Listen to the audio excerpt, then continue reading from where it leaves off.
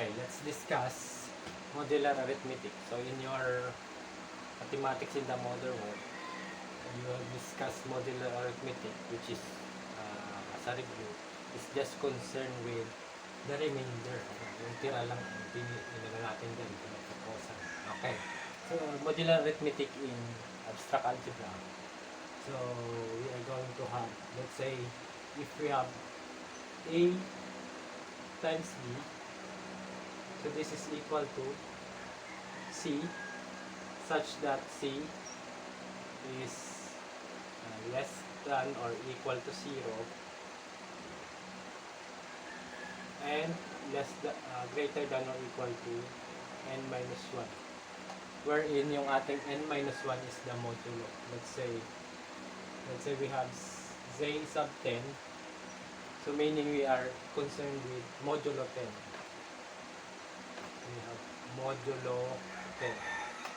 So kung modulo 10, halimbawa, let's say 6 times 2, so 6 times 2 is 12 sa normal arithmetic natin, pero pag modulo 10, 6 times 2 is equal to 2 modulo 10. Okay, lagi ang ano natin ay yung remainder. Okay. So, hindi tayo pwede magkaroon ng sagot na mas mataas din sa ating modulo. So, hindi tayo pwede magkaroon ng sagot na 11.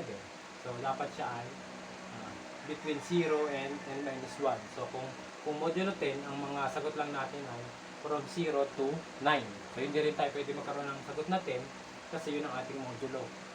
10 is equivalent, is congruent to 0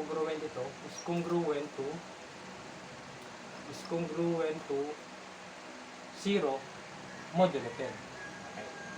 Kumbaga, isang buong ikot. Tapos sa orasan, yung alas 12, katumbas ng 0, 0, 0. Okay. Okay, let's proceed now to modular arithmetic in abstract algebra. Okay. And we're going to test properties of real numbers given sets of numbers. Let's say we have s sub 1 with elements, let's say 2, 4, 6, and 8.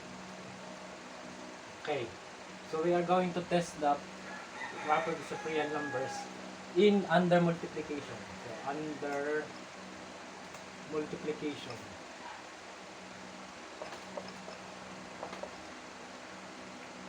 using the set 2, 4, 6, 8 under modulo 10, sales of 10. Okay, so we are going to construct the multiplication table. So we have 5. 1, 2, 3, 4, 5. 1, 2, 3, 4, 5. Let's have the multiplication table. Okay. So we have the elements 2, 4, 6, 8. 2, 4, 6, 8. Okay. So let's multiply. This is modulo 10, remember. 2 times 2 is 2. 2 times 4 is 8. 2 times mali pala. Sorry. So we have 2 times 2 is 4. 2 times 4 is 8. 2 times 6 is 12. Modulo 10 is 2. 2 times 8 is 16. Congruent to 6. Modulo 10. Then we have 2 times 4 is 8. 4 times 4 is 16. Congruent to 6. Modulo 10. 6 times 4 is 24. Congruent to 4. Modulo 10. 8 times 4 is 32. Congruent to 2. Modulo 10. Yeah. 2 times 6 is 12. Congruent to 2. 4 times 6 is 24. Congruent to 4. 6 times 6 is 36. Congruent to 6. Modulo 10. 6 times 8, 48. Congruent to 8. Modulo 10. Next, we have 2 times 8 is 16. Modulo 16 congruent to 6 modulo 10. 32 congruent to 2 modulo 10. 48 congruent to 8 modulo 10. And 64 congruent to 4 modulo 10. Okay.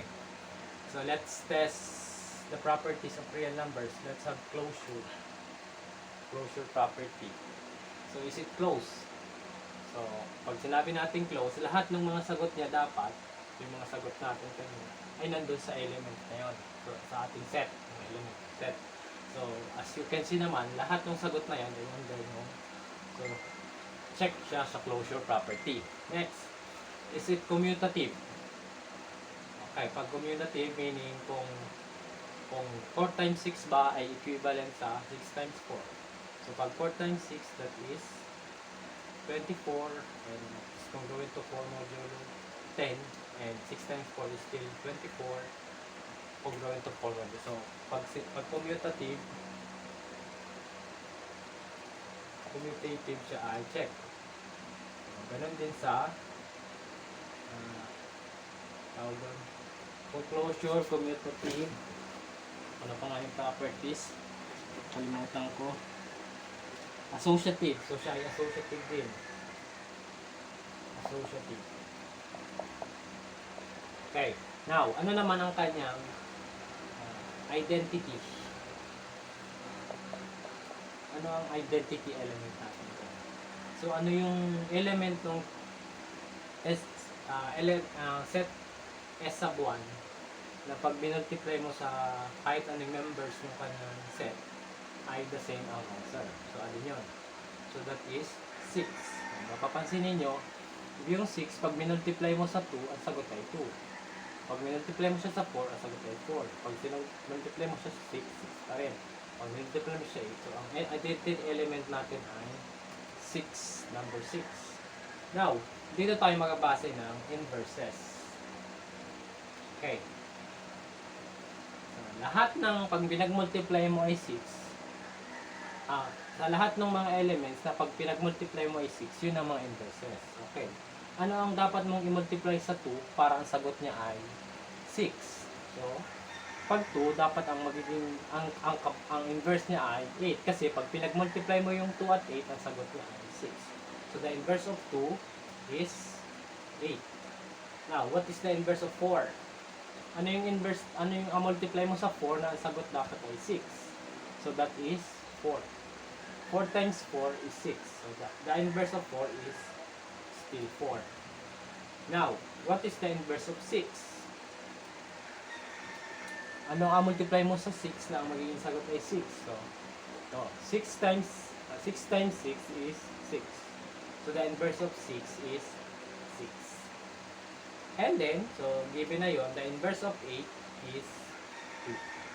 So, this is under modulo 10 of the set 2, 4, 6, 8 under multiplication. Okay. Let's try another set. Let's have another example. We have set S sub 2 with elements 1, 2, 4, 8 using modulo 15. We are going to test it under multiplication. So let's have the multiplication thing. So we have the elements 1, 2, 4, 8. 1, 2, 4, 8. Okay. So let's have multiplication. So 1 times 1 is 1. 1 times 2 is 2. 1 times 4 is 4. 1 times 8 is 8. 1 times 2 is 2. 2 times 2 is 4. 4 times 2 is 8. 2 times 8 is 16. 16 is congruent to 1 modulo 15. Next, 1 times 4 is 4. 4 times 2 is 8. 4 times 4 is 16, which is congruent to 1 modulo 15. 4 times 8 is 32, which is congruent to 2 modulo 15. Next, 8 times 1 is 8. 2 times 8 is 16, congruent to 1 modulo 15. 8 times 4 is 32, which is congruent to 2 modulo 15. 8 times 8 is 64, which is congruent to 4 modulo 15. So let us test the properties of real numbers. So is it close?